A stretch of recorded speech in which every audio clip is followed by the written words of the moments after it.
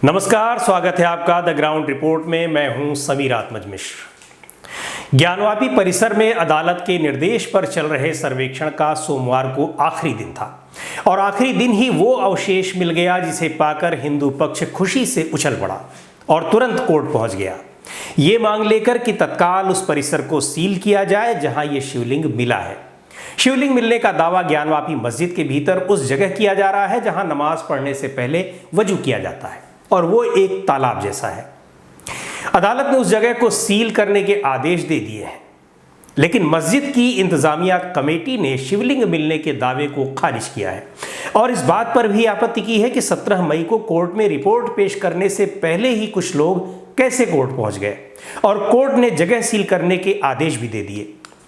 इंतजामिया कमेटी के वकील का कहना है कि वो इस फैसले को चुनौती देंगे। मुस्लिम पक्ष के वकील रईस अहमद कहते हैं कि जिसे शिवलिंग कहा जा रहा है वो दरअसल फव्वारा है जो कि नीचे चौड़ा होता है और ऊपर सकरा होता जाता है और उसकी इसी बनावट की वजह से वो शिवलिंग की आकृति जैसी दिखाई पड़ रही है। वो रईस अहमद का आरोप है कि शिवलिंग मिलने के बाद कोर्ट ने एक तरफा परिसर सील करने के आदेश दे दिए और मस्जिद इंतजामिया कमेटी को अपना पक्ष रखने का भी मौका नहीं दिया। खैर, महत्वपूर्ण बात यह है कि शिवलिंग मिलने के बाद राजनीतिक प्रतिक्रियाएं किस तरीके की आई। विश्व हिंदू परिषद और याचिकाकर्ताओं की ओर से खुशी तो जाहिर की ही गई। यूपी के डिप्टी सीएम केशव प्रसाद मौर्य भी खुशी से उछल पड़े। उन्होंने ट्वीट किया, बुद्ध पूर्णिमा के अवसर पर ज्ञानवापी में बाबा महादेव के प्रकटीकरण ने देश की सनातन हिंदू परंपरा को एक पौराणिक संदेश दे दिया है। वहीं AIMIM के अध्यक्ष असदुद्दीन ओवैसी ने पूरी सर्वेक्षण प्रक्रिया को ही गलत बताते हुए इसे 1991 के धार्मिक स्थल कानून का उल्लंघन बताया। उन्होंने साफ तौर पर कहा कि बाबरी मस्जिद की तरह ज्ञानवापी को भी ध्वस्त करने की साजिश की जा रही है, लेकिन हम ऐसा नहीं होने देंगे। तो पहले बात कर लेते हैं साल 1991 में पूजा स्थल कानून की, जिसमें साफ साफ कहा गया है कि 15 अगस्त 1947 से पहले अस्तित्व में आए किसी भी धर्म के पूजा स्थल को किसी दूसरे धर्म के पूजा स्थल में नहीं बदला जा सकता और यदि कोई ऐसा करने की कोशिश करता है तो उसे 1 से 3 साल तक की सजा और जुर्माना हो सकता है। अयोध्या का मामला उस वक्त कोर्ट में था, इसलिए उसे इस कानून से अलग रखा गया था। पूजा स्थल कानून तब बनाया गया था जब राम जन्मभूमि और बाबरी मस्जिद विवाद अपने चरम पर था और अगले साल यानी दिसंबर 1992 में तो बाबरी मस्जिद ढा ही दी गई। अयोध्या में राम मंदिर आंदोलन के बढ़ते प्रभाव के चलते अयोध्या के साथ ही कई और मंदिर मस्जिद विवाद उस समय उठने लगे थे और उन्हीं विवादों पर लगाम लगाने के लिए ही नरसिम्हा राव सरकार ये कानून लेकर आई थी। इस कानून के बावजूद बनारस में ज्ञानवापी का मामला कोर्ट में कैसे पहुंच गया, यह भी बड़ा दिलचस्प है। काशी विश्वनाथ मंदिर और ज्ञानवापी मस्जिद मामले में पहला मुकदमा 1991 में वाराणसी कोर्ट में दाखिल हुआ था, जिसमें ज्ञानवापी परिसर में पूजा की अनुमति मांगी गई थी। प्राचीन मूर्ति स्वयंभू भगवान विश्वेश्वर की ओर से सोमनाथ व्यास, रामरंग शर्मा और हरिहर पांडे ये 3 लोग वादी के रूप में शामिल हुए थे। लेकिन मुकदमा दाखिल होने के कुछ महीने बाद ही केंद्र सरकार ने पूजा स्थल कानून बना दिया, जिसके मुताबिक 15 अगस्त 1947 से पहले अस्तित्व में आए किसी भी धर्म के पूजा स्थल को किसी दूसरे धर्म के पूजा स्थल में नहीं बदला जा सकता था। इसी कानून का हवाला देकर मस्जिद की इंतजामिया कमेटी ने इस याचिका को हाईकोर्ट में चुनौती दी और इलाहाबाद हाईकोर्ट ने इस पर स्टे लगाकर यथास्थिति कायम रखने का आदेश दिया। इस दौरान साल 2018 में सुप्रीम कोर्ट का एक आदेश ये आया कि किसी भी मामले में स्टे ऑर्डर की वैधता केवल 6 महीने के लिए ही होगी और उसके बाद ऑर्डर प्रभावी नहीं रहेगा। इस आदेश का हवाला देते हुए 2019 में वाराणसी कोर्ट में फिर से इस मामले में सुनवाई शुरू हुई और पिछले साल यानी 2021 में वाराणसी की सिविल जज senior division fast track court ने ज्ञानवापी मस्जिद के पुरातात्विक सर्वेक्षण की मंजूरी दे दी।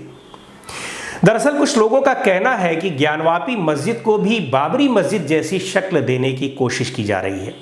बाबरी मस्जिद का निर्माण 1528 में मुगल सम्राट बाबर के कहने पर मीर बाकी ने कराया था, ऐसा कहा जाता है और हिंदुओं का दावा था कि यह जगह भगवान राम की जन्मभूमि है और यहाँ पहले एक मंदिर था।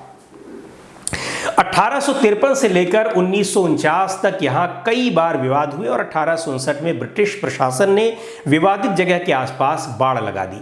मुसलमानों को ढांचे के अंदर और हिंदुओं को बाहर चबूतरे पर पूजा करने की इजाजत दी गई।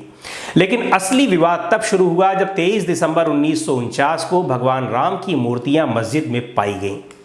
हिंदुओं का कहना था कि भगवान राम प्रकट हुए हैं, जबकि मुसलमानों ने आरोप लगाया कि किसी ने रात में चुपचाप मूर्तियां वहां रख दी।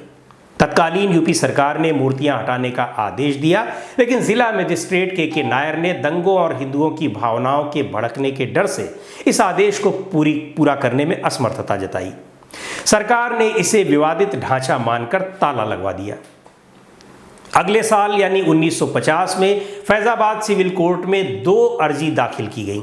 एक में रामलला की पूजा की इजाज़त देने की और दूसरी में विवादित ढांचे में भगवान राम की मूर्ति रखे जाने की अनुमति मांगी गई। इसी संबंध में 1959 में निर्मोही अखाड़ा ने तीसरी अर्जी भी दाखिल की थी। 1961 में यूपी सुन्नी वक्फ बोर्ड ने अर्जी दाखिल कर विवादित जगह उन्हें सौंपने और मूर्तियां हटाने की मांग की। मामला अभी कोर्ट में चल ही रहा था कि 1984 में इसमें विश्व हिंदू परिषद का भी प्रवेश हुआ और परिषद ने विवादित ढांचे की जगह मंदिर बनाने के लिए एक कमेटी गठित की। 1986 में एक याचिका की सुनवाई के बाद फैजाबाद के जिला जज KM पांडे ने हिंदुओं को पूजा करने की इजाजत देते हुए ढांचे पर से ताला हटाने का आदेश दिया। इस बीच विश्व हिंदू परिषद का आंदोलन चलता रहा। 6 दिसंबर 1992 को कार सेवा के बाद ढांचा ढहा दिया गया और लंबी सुनवाई के बाद सुप्रीम कोर्ट ने वहां मंदिर बनाने का फैसला सुनाया और मुसलमानों को मस्जिद बनाने के लिए दूसरी जगह जमीन दी। जो लोग ज्ञानवापी के अस्तित्व को लेकर आशंकित हैं वो इसीलिए हैं क्योंकि उन्हें इस मामले में बाबरी मस्जिद वाली क्रोनोलॉजी याद आ रही है और शुरुआती दौर में दोनों मामले समान दिख रहे हैं। हालांकि 1991 के धार्मिक स्थल कानून का हवाला देते हुए इन आशंकाओं को निर्मूल साबित करने की कोशिश की जा रही है, लेकिन कानून के रहते हुए भी जिस तरह से ये मामला धीरे धीरे अदालती कार्रवाई के दायरे में आता गया, उसे देखते हुए उनकी आशंकाएं और मजबूत हो रही हैं। बहरहाल आज सुप्रीम कोर्ट में इस मामले में सुनवाई होनी है कि सर्वेक्षण का काम होना चाहिए या नहीं, जबकि पिछले 3 दिन निचली अदालत के आदेश पर सर्वेक्षण का काम पूरा भी हो चुका है और हिंदू पक्ष को मजबूत प्रमाण के रूप में एक विशाल शिवलिंग मिल भी चुका है। तो इस वीडियो में इतना ही। अगले वीडियो में फिर मिलेंगे कुछ नए मुद्दों और ज़रूरी बातों के साथ। द ग्राउंड रिपोर्ट को आपने अब तक सब्सक्राइब न किया हो तो सब्सक्राइब जरूर कर लें। बेल आइकन यानी घंटे जैसी आकृति दबाइए ताकि आपको नए वीडियो के नोटिफिकेशन मिलते रहें। लाइक कीजिए और कमेंट करके बताइए कि वीडियो कैसा लगा और अपने सुझाव भी हमें दीजिए। फेसबुक पर देख रहे हो तो हमारा पेज लाइक कर लीजिए, इंस्टाग्राम पर हमारे पेज को फॉलो कर लीजिए और हमारा ट्विटर हैंडल है @TGroundReport। इसे भी आप फॉलो कर सकते हैं।